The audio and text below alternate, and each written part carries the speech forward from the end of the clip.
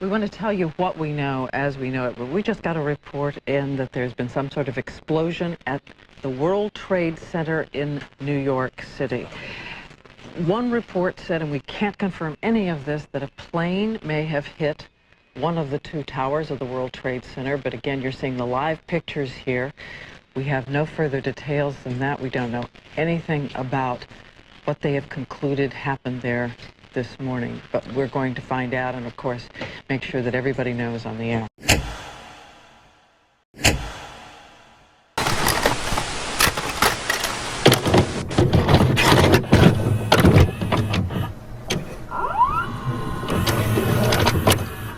On a sunny September morning in 2001, that was the day the world changed forever, and it became one of the most revolutionary moments in the 21st century, because it led to almost 3,000 souls being lost that day, with millions more shaken, and a large-scale war started because of it.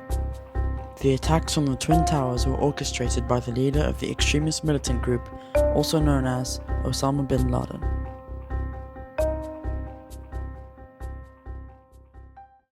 But what were their motives?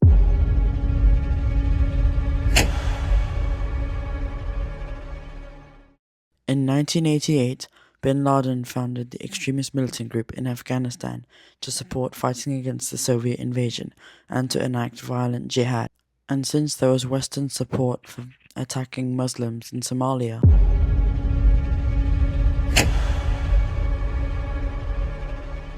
and because of that, in 1993, the Al-Qaeda conducted a bombing attack in the World Trade Center.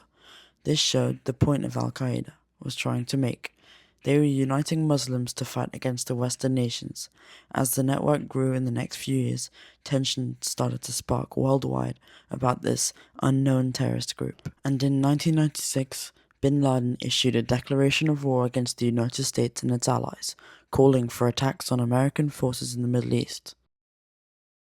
5 years later, in the early morning of September 11, 2001, 10 members of Al-Qaeda made their way through Logan Airport with box cutters hidden on them. And since security systems were weak compared to today, they managed to make it past. As the planes took off and eventually started cruising, the members made it to the front of the plane. This happened on American Airlines Flight 11, United Airlines Flight 175, American Airlines Flight 77, and United Airlines Flight 93. This didn't go unnoticed, however, as air traffic controllers were starting to notice. At first, it didn't seem like anything special, just strange turns that didn't make sense. As the minutes flew by, confusion grew. Pilots weren't responding, and the usual systems that kept the sky in check felt as if they were not working as they should. Most people on the ground had zero idea of what was happening above them. This moment was one of the last moments that the world was calm, but the first signals of a tragedy were appearing. A flight attendant named Betty Ong was revealing what was currently happening at the time. She revealed to air traffic controllers of the severity of the current situation.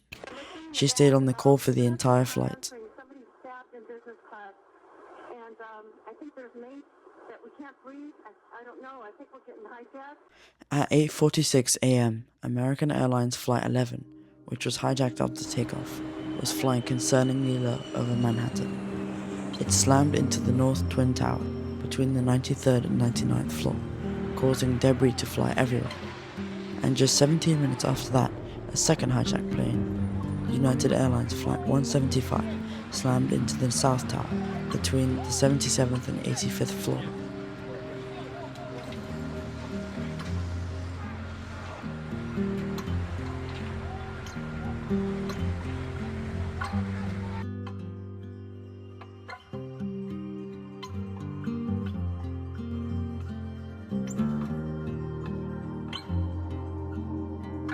First responders immediately began evacuating the affected areas, stairways filled with firefighters running up the stairs to reach the top.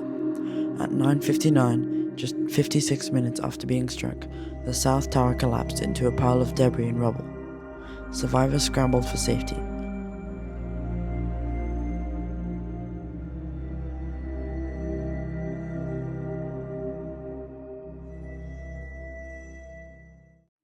And at 10:28 a.m., the North Tower followed.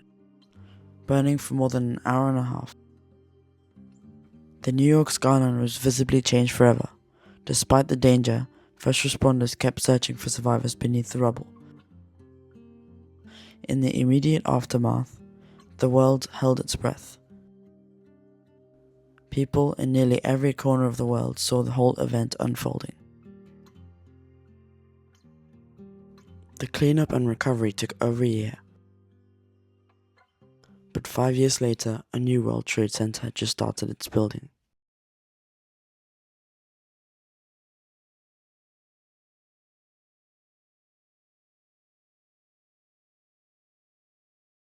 Good evening. Tonight, I can report to the American people and to the world that the United States has conducted an operation that killed Osama bin Laden, the leader of Al-Qaeda. 10 years later, in 2011, Osama bin Laden, the leader of Al-Qaeda, was killed. His death marked a major moment in the long battle against Al-Qaeda. Though the organization continued to exist in different places, the war on terror expanded beyond Afghanistan. Countries cooperated in intelligence sharing and efforts to prevent future attacks.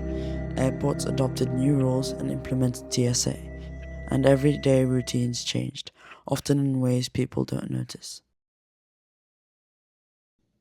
Even though Osama bin Laden had been killed, the war in Afghanistan was still raging. The wars went on. Afghanistan ended, others began, but the memory of that day never faded.